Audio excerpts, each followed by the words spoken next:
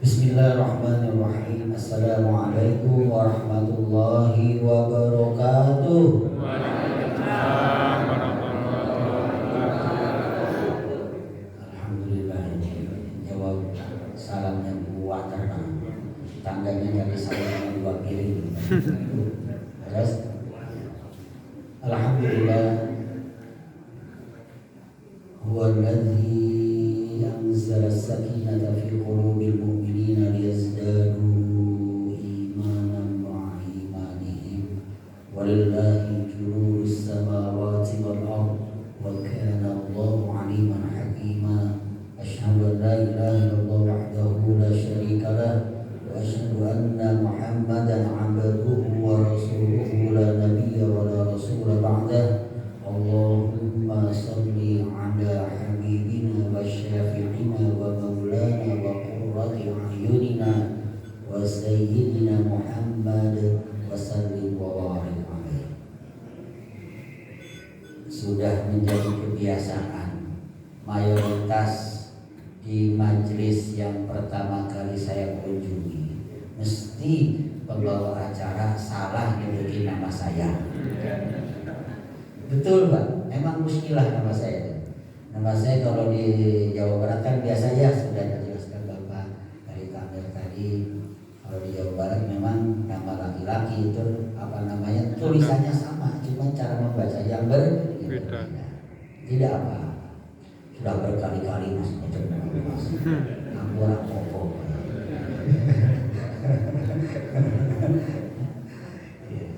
Pertama kali perkenalan ya. Saya Dang Suryana asli Sumedang, sekarang tinggal di Banyuanyar. Banyuanyar RT 1 RW 2 Gang paling timur. Setelah jembatan Koplang langsung belok kanan ada Masjid Al Jariyah pas di samping SDI Al-Hamidin. Situ. Di sana tanyain aja, pandang udah pada tahu. Mantan RW yang sudah pensiun. Preman pensiun, saya RW pensiun. Ya, alhamdulillah saya tinggal di Solo sejak tahun 99 Pak. Saya kuliah di UNS. Mungkin karena saya termasuk mahasiswa yang sangat brilian, ya, sangat pintar. Ketika selesai dapat ijazah, saya langsung dapat ijazah. Makanya nggak bisa pulang, terus saja di Solo. Nggak boleh pulang saya. Apa namanya bukan termasuk Pak ya mungkin rezekinya sudah ada di Solo, sudah digariskan oleh Allah Subhanahu wa taala. Mencoba pulang ke Sumedang, balik lagi ke Solo lagi, balik lagi ke Solo. Ya alhamdulillah akhirnya nyampe di Solo. Anak istri 1 insya Allah, dan alhamdulillah dan insya Allah si Jiwerang TNT Pak biasanya 1. Anak 3 Pak, Bu, anak 3. Nomor 1 sekarang baru selesai, masih pengabdian insya Allah bulan Juni ini selesai pengabdian di Pondok Tahfidzul Quran di Bina Madani di Magelang sana. Sebentar lagi kuliah karena di pondok itu kan 6 tahun kemudian ngabdi setahun.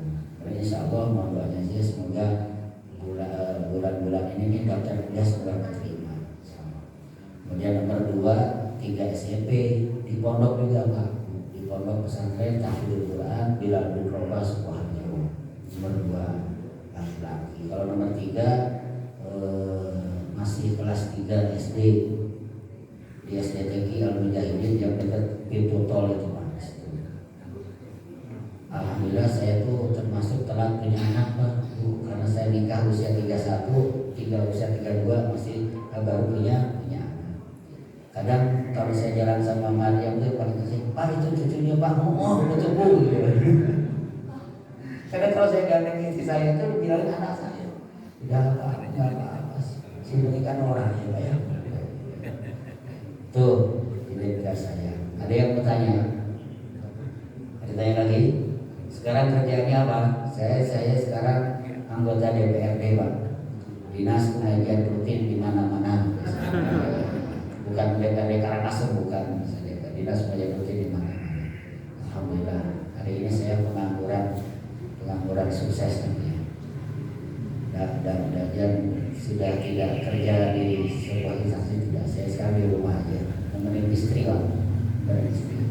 Mungkin sudah digariskan dari sananya ya, karena saya ini orang Sumedang, maka dapat istri juga bakul tahu tempe, Pak. Alhamdulillah. Setiap hari saya di pasar Nusukan, setiap subuh jam 2 saya berangkat. Bapak masih pada tidur, saya sudah di pasar, terus pelayanan pasar. Tapi ketika Bapak kerja, Ibu kerja, saya tidur. Balik ke ya.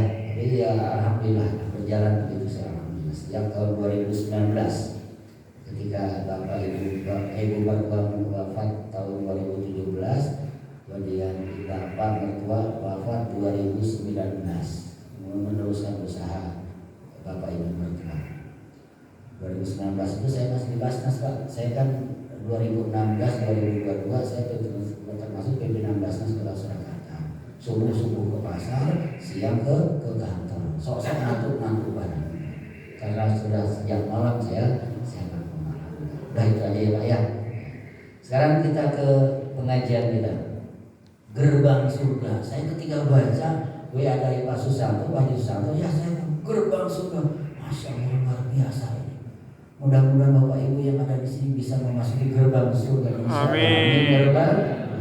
Kemudian saya baca bawahnya gerakan bangun subuh berjamaah bareng warga. Alhamdulillah. Kalau di masjid saya di Banyuanyar di Masjid Al-Jariah itu tagnya itu bersama-sama masuk surga. Di sini gerbang surga. Surga tujuan utama kita insyaallah. Amin ya rabbal alamin. Kita ini beribadah kan mengharapkan surga, harus apa betul? Iya, kita kan manusia biasa ya, bukan derajat wali atau apa gitu. Kita beribadah itu mengharapkan apa? Mengharapkan surganya Allah Subhanahu wa taala. Karena surganya Allah Subhanahu wa taala adalah kehidupan yang abadi insyaallah. Di dunia ini kan hanya sebentar, harus apa betul? Karena di situ ada kehidupan setelah kematian kita. Kehidupan setelah kematian kita, insyaallah kita akan bersama-sama di surganya Allah Subhanahu wa taala. Amin ya rabbal alamin. Nanti Bapak Ketua Takmir Masjid nih, somben nanti kalau masuk surga duluan, dilihat dulu Pak siapa di antara jamaah yang keterisut tidak ada. Tanggung jawabnya Ketua Takmir itu. Cari di mana nih? Siapa yang belum ada? Dipanggil semua. Karena insya Allah kita di sini kan dalam perkumpulan yang sangat baik, kumpulannya orang-orang soleh, dan kita tahu bahwasanya orang-orang soleh itu akan memiliki fasilitas syafaat oleh orang soleh. Terus kemudian, orang soleh itu sesama orang soleh, insya Allah akan saling memberikan pertolongan. Jika ada salah seorang saudaranya ada di neraka, maka meminta kepada Allah Subhanahu wa taala untuk dikeluarkan. Keluarkan ya Rabb. Itu siapa? Itu temanku ya Rabb. Dulu bareng-bareng sholat berjamaah di masjid apa nih namanya? Al-Isnain Mubarakah. Dulu sama-sama bareng sholat di masjid ini, bareng-bareng jadi panitia buka puasa, bareng-bareng jadi apa? Tadarus bersama-sama ini, sholat bareng-bareng, haji bareng-bareng, semua bareng-bareng. Tapi kok ngompo deh ini kono ya Rob, tolong selamatkan dia. Ya, karena sesama orang soleh akan saling memberikan syafaat. Juga ketika Bapak Ibu sekalian sudah masuk surga duluan dan saya belum masuk, orang-orang keterisut. Bapak Pak Jauzi yang mengatakan dalam sebuah kalamnya, faida dakhalal jannah, jika engkau sudah masuk surga dan belum mendapati aku, maka carilah aku. Wa qulu ya Rabbana kana yudzakkiruna bi. Wahai Tuhanku, dia dulu endangmu ini pernah mengingatkan aku tentang Engkau ya Rabb. Maka dicari, nanti kalau saya belum kelihatan dicari, oh kita masuk surga bareng-bareng sini. Itulah apa? Syafaatnya antara orang-orang yang soleh. Insyaallah kita soleh semuanya di ahli surga insyaallah. Amin ya rabbal alamin. Nanti kalau ada yang keterisut dicari oleh Bapak Ketua Takmir Masjid insyaallah. Betul Pak ya? Tanggung jawab Ketua Takmir berat. Amsia isi urung enek sopo. Kita doakan Ketua Takmir dua yang masuk surga. Amin ya rabbal alamin. Bapak Ibu sekalian rahmati Allah Subhanahu wa taala, sesuai dengan tema kajian kita Ramadan bulan doa. Ramadan bulan doa, karena ayat doa itu ada setelah ayat-ayat tentang puasa. A'udzubillahi minasyaitonir rajim. Bismillahirrahmanirrahim. Wa idza sa'alaka 'ibadi 'anni fa inni qarib. Ujibu da'watad da'i idza da'an falyastajibuli wal yu'minu bi la'allahum yarshudun. Itu ayat doa setelah puasa, ayat puasa. Saya sampai jam berapa ini? Jam itu? Loh, jam itu kok awan itu sayurnya kan puasa enggak dimasak langsung ya. Ya secukupnya ya, sampai capek. Nanti kalau sudah ada tanda-tanda dari Pak Susanto selesai, saya selesai. Kalau enggak Pak Susanto masih kode, ya saya sendiri yang selesai. Ya, puasa bulan doa. Bapak Ibu sekalian rahmati Allah Subhanahu wa taala, ini kaitannya dengan apa? Dengan waktu bulan ini, waktu Ramadan ini. Kan faktor-faktor yang menyebabkan sebuah doa terkabulkan itu kan ada 3.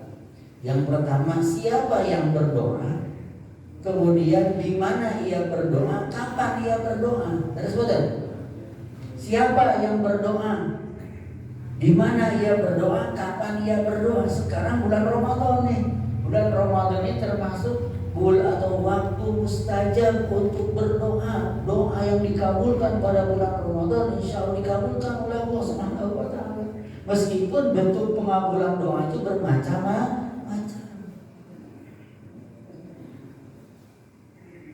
Waktunya bulan Ramadan, kemudian ketika ditunjang atau didukung oleh subjeknya, orang yang berdoanya juga puasa. Kemudian kita berdoa di tempat yang mustajab, insya Allah doanya langsung naik ke arsy Allah Subhanahu wa taala. Beras apa betul? Jadi kalau tidak ada 3 faktor ini luar biasa. Tapi kalau tidak ada, misalkan yang satu aja, kan bisa yang lainnya. Misalkan kan salah satu tempat mustajab untuk berdoa itu apa? Di Mekah dan Madinah, kan sebagainya. Mekah dan Madinah dan tempat mustajab untuk berdoa. Ketika kita berdoa di sana, insya Allah mustajab, langsung dikabulkan oleh Allah Subhanahu wa taala. Meskipun bentuk pengabulannya bermacam-macam. Nah, sekarang kita lihat dari subjeknya. Orang yang berdoanya, Pak Bu. Ada beberapa hadis. Ini saya sampaikan satu saja. Salasu da'awatin la turad. Ada 3 doa yang tidak akan ditolak, Pak. Salasu da'awatin la turad. 3 doa yang tidak akan ditolak. Dalam matan hadis ini, meskipun sebetulnya banyak sekali doa-doa yang tidak akan ditolak, tapi dalam hadis ini dikatakan 3 saja. Salasu da'awatin la turad, 3 doa yang tidak tertolak. Yang pertama, da'watul walid. Da'watul walid artinya doa orang tua. Al-walid itu artinya bapak, tapi itu diartikan doa bapak ataupun ibu, artinya orang tua. Karena dalam bahasa Arab ini biasanya muzakkar yang menunjukkan laki-laki lebih dominan daripada perempuan. Dalam hal istilah ya, maka al-walid diartikan orang tua, bukan bapak saja. Cuma di penyebutannya al-walid. Al-walid, kalau al-walad kan laki-laki, anak ya. Kalau walid itu bapak. Tapi di sini diartikan doa orang tua. Maka doa orang tua kepada anaknya insya Allah mustajab. Apalagi dilakukan dengan sekarang di bulan Ramadan, kemudian bersungguh-sungguh yang berdoanya. Orang untungan kalau berdoa belum mendapati doanya dikabulkan, untungan lah mau kayak kabul sholat umumnya. Nggak boleh seperti itu. Pak Bu, doa yang sepertinya tidak terlihat doa, tapi tahu-tahu dikabulkan oleh Allah. Banyak seperti itu. Ini ada cerita, Pak.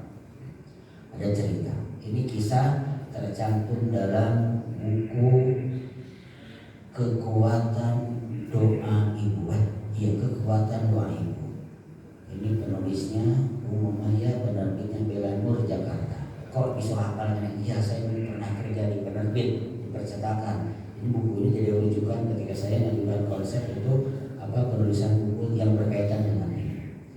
Nah, suatu ketika ada anak menangis, Pak, Bu. Nangis dia. Kemudian karena lihat anak ini menangis, ibu datang mengambil anak. Nggak boleh kok nangis, nggak boyus menengah itu udah nangis terus.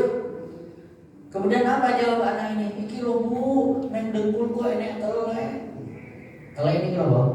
Kotoran ayam ya. Iki lo Bu, neng dengkul gua ini teleh. Tolong Bu, dibuat apa bahasa Jawa Madura?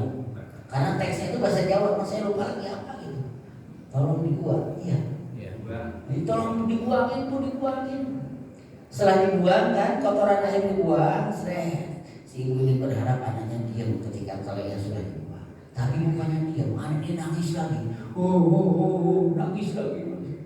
Ditanya sama ibunya lagi, ngopo kok istri nangis ki ngopo? Ibu, coba balikin mana. Sudah tadi minta dibuang, sekarang kau balikin, nggak pusing tuh anaknya. Kemudian dengan penuh kesabaran si ibunya itu kembali membuang mengembalikan si telek itu tadi ke lututnya si anak ini. Berharap diam, tapi enggak, malah saya banter. Paling anak ini lagi mau nih ini bentuknya kok agak buder-buder, sekarang kok jadi lurus begini. Ya ini nangis lagi. Bu, ibu mau ke orang yang kene, tolong balik no. Dikembalikan lagi Bapak Ibu dengan penuh kesabaran. Meskipun sampai berlutut ya ibu ini. Ya boleh, ibu sih gawe banyak baik ngerjain aja pokoknya. Gawe baik kok mana ya banyak. Nih gue sok bentak ngake gue jadi jenderal deh. Dan luar biasa Bapak Ibu sekalian, 40 tahun setelah ini anak sing gawe anyel ibu gara-gara telek ini betul-betul menjadi seorang jenderal, Pak. Sinten niku? Jenderal Subagio HS. Makanya Jenderal Subagio kenal Jenderal Subagio HS. Jenderal Subagio itu dulu mantan kepala staf angkatan darat, ketua PBSI zamannya Taufik Hidayat. Terus dari Jogja kalau tidak salah. Ya, maka Jenderal Subagio HS di kalangan jenderal yang lain dikenal dengan julukan Jenderal Telek. Karena apa? Bisa jadi jenderal karena telek. Ibunya nih, doa ibunya nih. Mungkin ucapan ibunya itu tadi terucap di waktu mustajab. Dia nyeneni anaknya bukan sebagaimana orang lain nyeneni, bukan. Kalau orang lain kalau marah pada seseorang bagaimana? Yang keluar apa? Sumpah serapah, caci maki, sok-sok kebun binatang itu. Ya loh, tapi si ibu ini tidak. Ya Allah, wes gawe aja lakuin sobat tak dongake sobat gue jadi jenderal nih. Kalau tidak percaya nanti kalau ketemu Pak Subagio HS tanyain, Pak bapaknya kok jenderal telek Pak? Tanyain. Kan di Blue sebuah buku, di buku itu ada sampul sebelum masuk aslinya ya. Balik di jilid itu dibuka sedikit tuh. Itu ada namanya tulisan sedikit itu namanya Blue. Itu ada tulisan tentang pengasih kayak semacam testimoni gitu ya Pak ya. Dari Jenderal Subagio HS. Itu yang lokal. Kalau yang internasional, Bapak Ibu kenal Imam Sudais. Imam Sudais itu Imam Masjidil Haram. Imam Masjidil Haram yang sangat terkenal ya. Mungkin Bapak Ibu yang sedang pernah berkunjung ke Masjidil Haram pernah merasakan bagaimana nikmatnya diimami oleh Imam Sudais. Terus badan suaranya tinggi, kencang, bagus sekali, marahi derdek lutut. Ya, Imam Sudais. Imam Sudais tidak langsung serta-merta jadi imam Masjidil Haram, tidak. Ngalami kecil dulu Pak. Ketika masih kecil kan ceritanya begini, Imam Sudais itu. Imam Sudais itu kan rumah ibu beliau itu terletak di pinggir jalan. Di pinggir jalan yang terbiasa dilalui oleh siapa? Oleh para jamaah haji yang lewat gitu ya. Dan ibunya sudah menyiapkan sekadar makanan kecil, kemudian minum gitu, sekadar air putih dan sebagainya gitu, sudah ditoto tuh gelas-gelas, piring-piring toto di depan rumahnya. Namun sebelum dituangin itu makanan dan pertemuan ke-11 dan diri itu tadi, Imam Sudais datang, malah digodolanan Pak Bu, di pasaran, ya namanya juga anak kecil, ibunya marah. Namun marahnya sama sebagaimana halnya siapa? Ibunya Pak Jenderal Subagio tadi, marah, tapi marahnya tidak seperti orang lain. Kebanyakan marah, yang keluar justru ucapan-ucapan yang baik. Lah, des. Oh, pokoknya dia ngomong ya. Yo kalau ini des. Ya Allah lele. Wes daripada kowe dolen iku ilmu kono. Pergi kamu ke Masjidil Haram. Ngaji sana, tak dongake sampai kowe jadi imam Masjidil Haram. Dan sekarang apa kenyataannya? Imam Sudais menjadi imam Masjidil Haram. Itulah kekuatan ucapan seorang ibu. Meskipun terlihat sangat sederhana dan tidak dipanjatkan secara serius sambil seperti ini, sama hanya diucapkan dalam sekilas seperti itu, mungkin diucapkannya di waktu mustajab langsung naik ke arsy Allah Subhanahu wa taala. Apalagi kalau diucapkannya di waktu-waktu mustajab, di saat-saat mustajab, setelah sholat misalkan berdoa, kemudian ketika qiyamul lail, setelah qiyamul lail berdoa, langsung seperti ini, mungkin langsung naik ke arsy Allah Subhanahu wa taala. Jangan seperti itu. Wong kayak kelihatannya iseng aja terus ngomong masih kono aja sampai kita dongake jadi imam Masjidil Haram. Dan ini terjadi kenyataan.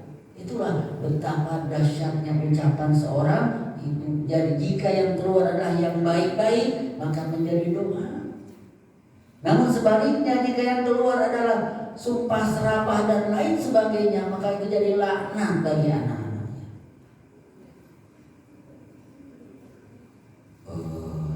Mohon maaf ya, ini adik saya sendiri ya, dekat saya sendiri ketika STM itu, namanya juga anak STM ya, senangnya motor, naik motor, balapan. Kalau di Bandung Sumedang itu terkenal geng motornya ya, gawean balapan terus. Tapi ibu saya almarhumah tidak pernah ngomong apa-apa.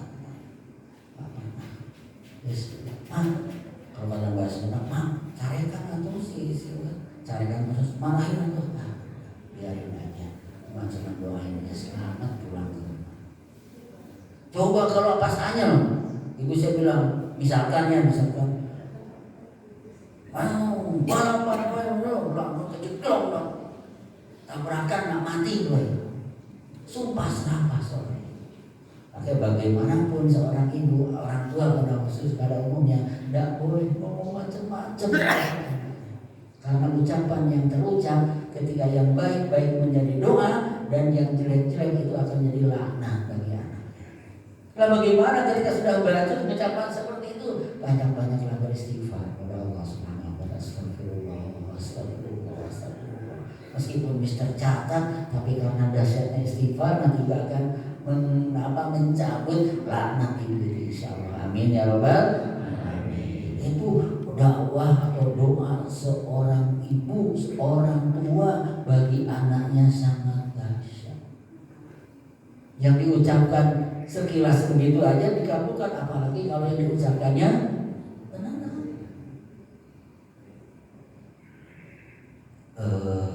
Dulu ya, saya itu ketika masih mondok di pesantren dulu, kalau sebelum ujian kan terbiasa kirim surat ke ibu ya. Karena zaman dulu itu awal 90-an, saya mondok itu 91 sampai 96.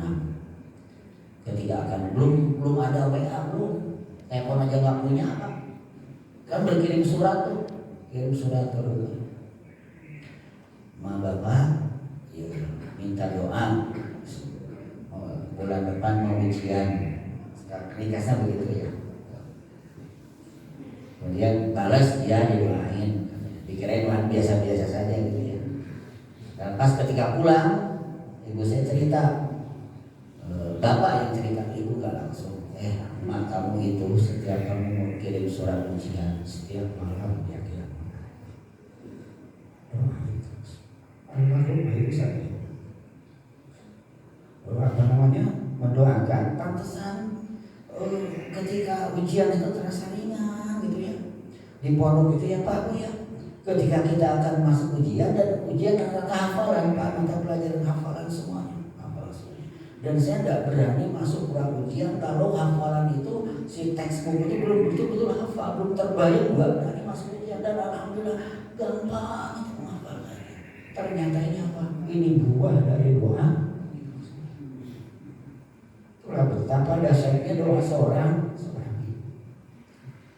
Tuh, 3 doa yang tidak akan tertolak. Nah, cerita begitu sama orang yang ngurus ke pengajian. Da'watul walid. Kemudian yang kedua, da'watus shaim, doa orang yang berpuasa. Nah, sekarang kita sedang berpuasa nih, banyak-banyak kita berdoa pada Allah Subhanahu wa taala, minta kita apa yang kita minta terus-terusan. Tapi kan bentuk pengabulan doa itu macam-macam. Ada yang dikabulkan langsung, ya Allah, anak saya mau ujian, tolong luluskan ya Allah. Ketika sekarang belajar sukses gitu, mudah gitu ya. 2 pekan, berapa pekan selanjutnya pengumuman lulus ujian, Allah langsung kasih. Kemudian ada juga yang Allah ganti dengan bentuk yang lain yang kira-kira cocok bagi ini. Ada berdoa ya, misalkan ya Allah, paringono Allah. Paringono apa? Pajero sekuat sing anyar dhewe. Lu amin tak ya Allah, pajero sekuat sing paling baru ya Allah. Tapi Allah enggak kasih. Allah kasihnya misalkan yang di bawah itu ataupun jauh di atas, jauh di bawah itu. Allah ganti dengan lain yang mungkin lebih pantas baginya. Mungkin yang dikasih pajero sekuat kok orang kuat bayar pajak ya Pak. Ya toh? Terus nggak kuat mas kalau seorang pun patut gue gitu aja kayak larang saya mana saiki kalau larang banget 10 juta kayak belum beli bani larang, belum beli kanebo ya dikasih yang apa namanya yang terbaik bagi yang kira-kira pantas bagi. Atau jika belum mendapat seperti ini, insya Allah doa kita jadi deposit nanti untuk kita unduh nanti di hari akhir. Ketika nanti di hadapan pengadilan Allah Subhanahu wa taala kita banyak mendapatkan kebaikan. Dari mana ini? Ini doa-doa yang kita panjatkan dulu ketika di dunia. Ini adalah deposit ketika di dunia. Oleh karena jangan bosan-bosan berdoa. Bentuk pengabulan doa itu ada langsung dikasih, kemudian Allah ganti dengan yang lain, kemudian jadi deposito kita nanti untuk kita unduh di hari akhir insyaallah. Amin ya robbal alamin. Berdoalah. Mungkin juga yang Bapak Ibu rasakan sekarang adalah buah dari doa Bapak Ibu 30 tahun, 40 tahun yang lalu. Beres betul? Ya toh? Mungkin saja yang Ibu rasakan, Bapak Ibu rasakan adalah buah dari doa-doa Ibu berapa puluh tahun yang lalu, baru terasa sekarang. Wah iya, sobat aku ngomong ya, sekarang baru terasa. Ketika bulan puasa seperti sekarang ini ya, bulan puasa ada bulan berdoa, banyak-banyak berdoa kepada Allah Subhanahu wa taala. Waktunya mustajab, kemudian orangnya juga insya Allah mustajab untuk berdoa, termasuk salah satu pendoa yang tidak akan ditolak oleh Allah Subhanahu wa taala. Kemudian yang ketiga adalah da'watul musafir, doa orang yang berpergian, doa orang yang bersafar. Yang lebih khusus lagi orang-orang yang bersafar haji wal umrah, orang yang safar haji dan umrah. Tapi juga berlaku bagi orang yang safar secara keseluruhan. Karena apa Bapak Ibu sekalian? Safar itu nisful azab. Safar itu setengah dari azab Allah Subhanahu wa taala. Garas. Zaman dahulu ketika safar itu tantangannya berat sekali. Di tengah padang pasir naik unta atau berkuda, tiba-tiba dicegat perampok lah, dicegat hewan binatang buas dan sebagainya. Nisful azab, setengah dari azab Allah Subhanahu wa taala. Maka orang yang bersafar sudah selayaknya untuk banyak-banyak berdoa kepada Allah Subhanahu wa taala. Karena doa orang yang safar itu mustajab, karena dia sedang dalam keadaan yang antara hidup dan mati. Zaman sekarang juga sama Bapak Ibu. Ada sebabnya Ibu bayangkan ibu bapak naik pesawat, cuman gitu naik pesawat itu ya. Kan kalau ketika kita naik pesawat itu ya, apalagi ketika sudah di atas itu ya, melihat ke bawah itu kan, ya Allah betapa kecilnya kita di hadapan Allah. Garis bawahi, betapa kecilnya kita.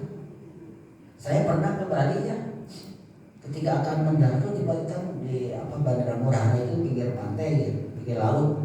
Ketika melihat, ya Allah, ya ngerti pesawatnya jatuh bisa raih jadi Allah. Rasulullah, iya, setengah dari azab Allah, tiba-tiba mati aja mesin pesawat udah langsung hampir, nggak bisa. Maka perjalanan ke safar itu semua azab setengah dari azab Allah. Banyak-banyaklah berdoa kepada Allah Subhanahu wa Ta'ala ketika kita bersafar. Saya pernah naik bis dari Gontor Putri dari Mantingan ke Solo jam 12 malam. Saya nggak sebutin itu. Terus bisa ditemukan. Ya. Naik sebuah bis itu off the record, direkam misalnya. Ya. Naik sebuah bis yang jalannya water banget. Kalau ada motor di depan, orang itu bilang mata satu. Kalau dengan santainya si sopirnya itu, samping kanan gitu, kakinya ini berdua pijak kopi di atas. Setelannya Pak, setelannya dangdut koplo. Wah, kita di dalam tapi sopir ini berjasa sekali bagi para penumpang. Karena apa? Penumpang pada saat itu nggak ada yang bisa tidur, ini banyak beristighfar.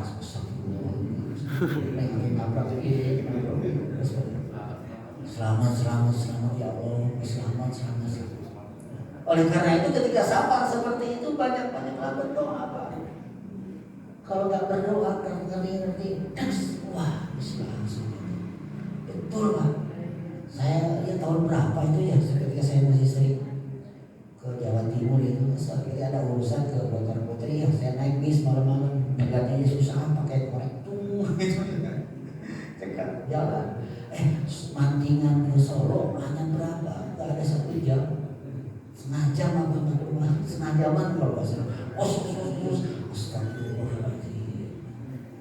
Nah ketika itu ya kita banyak berdoa. Ini sekolah azab nih, kalau seandainya luput aja di sopir, wah kita nggak bisa apa-apa lagi. Oleh karena itu ketika bersafar banyak berdoa. Sekarang sudah difasilitasi ya di mobil, di kendaraan kan ada radio ataupun MP4, MP3 gitu ya. Mencari tilawah Al-Quran, banyak-banyak berdoa, insya Allah dikabulkan oleh Allah Subhanahu wa Ta'ala.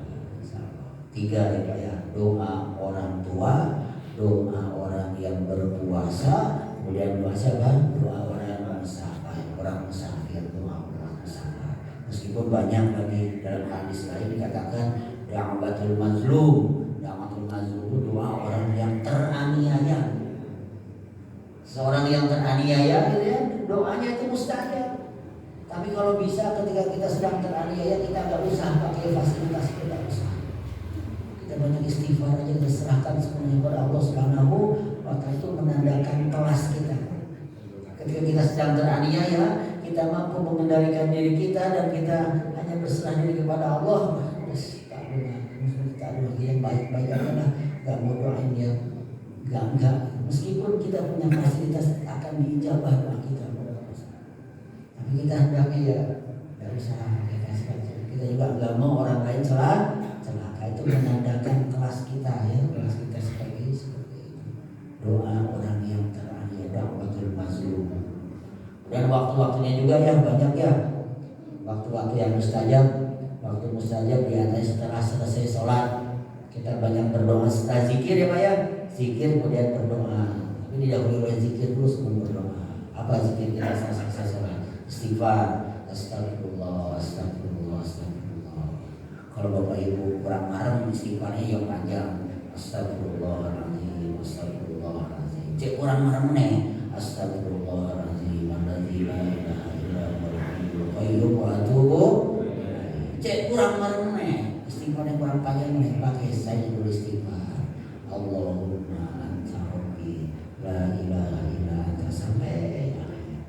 Udah saya istighfar apa? Kadang kita baca Allahumma antas la ilaha illallah wahdahu la syarikalah sampai akhir Allahumma hamdu ala kulli syai'in qadir. Kemudian apa? Allahumma antas salam wa minkas salam tabarakta rabbana ya dzal jalali wal ikram. Kurang panjang. Allahumma antas salam wa minkas salam wa laka ya'ul salam. Fa hayna rabbana bis salam wa adkhilna jannata darus salam tabarakta rabbana wa ta'ala ya dzal jalali wal ikram. Kemudian baca apa? Allahumma lamanya sampai akhir. Jadi banyak macamnya ya. Kemudian kita bertasbih berapa kali? 33 kali. Subhanallah, subhanallah, subhanallah. Kemudian membaca tahmid, alhamdulillah 33 kali. Kemudian baca apa? Takbir 33 kali. Allahu akbar, Allahu akbar. Tapi pelan-pelan dihayati, dinikmati. Jangan terlalu cepat. Alhamdulillah, alhamdulillah. Jangan cepat-cepat. Kalau cepat-cepat malah jadi salah pengucapannya. Yang terdengar. Dulu kakek saya almarhum itu kan beliau kalau sholat kan di rumah gitu ya, di sebuah tempat itu kalau pas lagi zikir karena saking cepatnya zikir gitu ya, ketika mengucapkan alhamdulillah itu seolah-olah terdengar bulilang padahal dia bilang apa? Alhamdulillah. Saking cepatnya, makin pelan-pelan saja ya, wajar ya, orang tua zaman dahulu kan begitu ya, mungkin ilmunya kurang gitu. Tapi maksudnya alhamdulillah, cuman yang terdengar jadi apa? Bulilang. Itu kakek saya almarhum. Subhanallah, jadi ban subhan istighfar. Setelah itu apa? La ilaha illallah wahdahu la syarika lahu wa ala kulli syai'in wa la haula wa la quwwata illa billahil aliyyil azim. Dalam sebuah hadis dikatakan, barang siapa yang berzikir dengan urutan seperti ini, gitu ya, maka dosa-dosanya akan diampuni oleh Allah Subhanahu wa taala meskipun sebanyak buih di lautan. Jadi eman-eman ketika Bapak Ibu selesai sholat langsung mak pelencing begitu saja pulang. Duduk dulu sebentar berzikir kemudian berdoa. Eman-eman baru. Eman-eman setiap selesai sholat langsung pulang. Dalam buku Kaifiyatus sholatil khusyuk, tata cara sholat khusyuk itu bisa dikatakan bahwa seseorang kan tanda-tanda mereka khusyuk, cara mereka khusyuk dalam sholat kan 3 ya, ketika prasolat, ketika sholat dan setelah sholat. Nah ada di antaranya kehusyuan setelah sholat. Kehusyuan setelah sholat itu tandanya apa? Dia duduk berzikir. Kalau yang tidak duduk berzikir, tanda apanya biasanya ketika sedang sholat kelingan ngopo langsung assalamualaikum warahmatullahi wabarakatuh, langsung apal cium pulang. Garis betul? Oke. 6 menit lagi. Ya toh? Bapak Ibu kalau setelah selesai sholat langsung pulang, biasanya saat kelingan ngopo. Garis betul? Ibu-ibu mesti kelingan komporan ditinggal di rumah. Lah nggak mungkin kompor dibawa ke masjid ya Bu ya. Ada saudara. Kalau bapak langsung pulang ingat apa? Allah sedangku anyar nak hilang dia. Ada saudara. Ya kan? Assalamualaikum warahmatullahi wabarakatuh. Pak pelencing pulang itu salah satu tanda sholatnya tidak khusyuk. Kelingan wah mau kunci nenek ini ya pas sholat kelingan dokon ini pas sholat berarti sholatnya tidak khusyuk. Itu salah satu cara meraih kehusyukannya di dalam buku itu. Saya pernah menggarap buku ini suatu dulu ketika saya kerja di 3 Serangkai dulu. Cara meraih kehusyukan di dalam sholat. Ustaz Salafuddin Abu Sajid penulisnya. Sekarang beliau domisili di Jakarta dan dai di sana. Alhamdulillah. Cara meraih kehusyukan sholat. Jadi setelah selesai sholat duduk dulu sebentar, zikir, berdoa. Itulah waktu mustajab untuk berdoa, banyak berdoa. Allah Subhanahu wa taala. Di antara doa yang jangan sampai ditinggalkan adalah Allahumma a'inni 'ala dzikrika wa syukrika wa husni ibadatik. Itu termasuk doa yang jangan sampai ditinggalkan. Karena Rasulullah pernah mewanti-wanti kepada Mu'adz bin Jabal suatu ketika. Wahai Mu'adz, aku berwasiat kepada engkau, usika ya Mu'adz, aku berwasiat kepada engkau ya Mu'adz, Kalau namanya wasiat itu mesti hal-hal yang penting, harus betul. Tidak mungkin wasiat itu pada hal yang remeh-temeh, bukan. Mesti wasiat itu kepada hal yang penting. Usika ya Mu'adz, aku berwasiat kepada engkau wahai Mu'adz, la tada'anna. La tada'anna itu artinya janganlah sekali-kali engkau tinggalkan. La tada'anna, di situ ada nun taukid. Nun taukid itu artinya nun yang menunjukkan penekanan. Nun taukid, benar-benar sungguh jangan sekali-kali engkau tinggalkan. La tada'anna. Kalau di ayat lain yang sangat terkenal gimana? La in syakartum la azidannakum. Itu ada nun taukid menunjukkan penekanan. Maka Rasulullah ketika berwasiat kepada Mu'adz, la tada'anna, jangan sekali-kali engkau tinggalkan. Fi duburi kulli salatin taqul, setiap akhir salat engkau berkata, engkau berdoa, Allahumma a'inni ala dzikrika wa syukrika wa husni ibadati. Jangan sampai ditinggalkan doa itu wasiat Rasulullah kepada Mu'adz bin Jabal. Juga mungkin bapak ibu jangan sampai tinggalkan doa untuk siapa? Kedua orang tua. Harus betul. Allahumma gfirli wa liwalidayya warhamhuma kama rabbayani shaghira. Ini anak kecil aja udah hafal, tapi mungkin belum bisa menghayati, menikmati betapa dahsyatnya doa ini. Ini doa, dan doa ini kan doa istighfar ya, istighfar untuk kita dan istighfar untuk kedua orang tua kita. Allahumma gfirli, Allahumma ya Allah ampunilah. Allahumma gfirli walidayya, dan juga ampuni kedua orang tuaku. Warhamhuma, dan kasihanilah mereka berdua, kama rabbayani shaghira, sebagaimana mereka menyayangiku di waktu kecil. Ketahuilah Bapak Ibu sekalian bahwasanya istighfar ini, istighfar yang sering kita ucapkan ini, insya Allah akan mengangkat derajat orang tua kita di surganya Allah Subhanahu wa Ta'ala. Dalam sebuah hadis qudsi dikatakan, Innallaha azza wa jalla, sesungguhnya Allah azza wa jalla, la yarfa'u darajatal mu'min salih, sesungguhnya Allah azza wa jalla akan mengangkat. Kemarin ada lam taukid, la yarfa'u, pendek lahnya dibacanya, la yarfa'u, benar-benar niscaya Allah akan mengangkat derajat orang mukmin saleh di surganya Allah Subhanahu wa Ta'ala.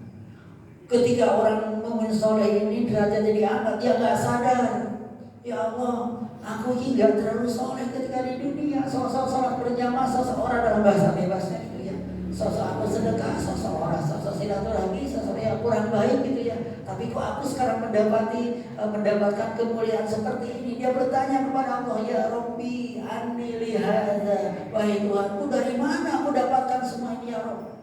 Kemudian Allah azza wa jalla berfirman, hadza istighfari waladika laka, ini karena istighfar anakmu untukmu. Jadi betapa dahsyatnya istighfar ini. Jangan sampai kita tinggalkan. Allahumma gfirli wa liwalidayya warhamhuma kama rabbayani shaghira. Ini salah satu wujud bakti kita kepada orang tua kita jika orang tua kita sudah meninggal, sudah wafat. Kalau wujud bakti ke orang lain sudah meninggal banyak ya. Selain ini kan bisa bersedekah atas nama orang tua, memanjangkan silaturahmi, menyelesaikan yang terbiasa dijaga oleh orang tua kita. Bagi orang tua yang meninggal ya, kalau yang masih ada ya langsung kita datangi orang tua. Berbahagialah ibu bapak sekalian yang orang tuanya masih ada ya, masih syukur sekali datangi. Kalau yang sudah tidak ada, kita hanya bisa mendoakan. Salah satu di antara dengan banyak-banyak beristighfar.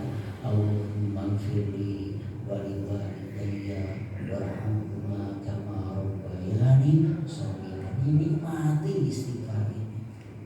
Insya Allah berempes baku ketika kita beristighfar seperti ini. Insya Allah ini akan mengangkat derajat orang tua kita di surganya Allah Subhanahu wa Ta'ala.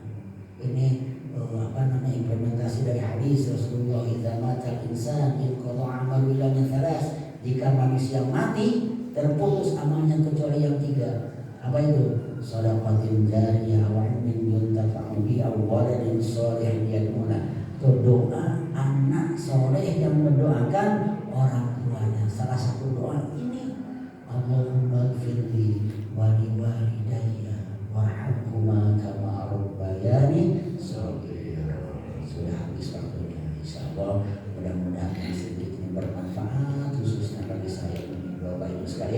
ingat ini bulan Ramadan, banyak-banyak kita berdoa pada Allah Subhanahu wa taala. Waktunya mustajab, kitanya juga sedang berpuasa mustajab. Insyaallah kita diterima oleh Allah Subhanahu wa taala.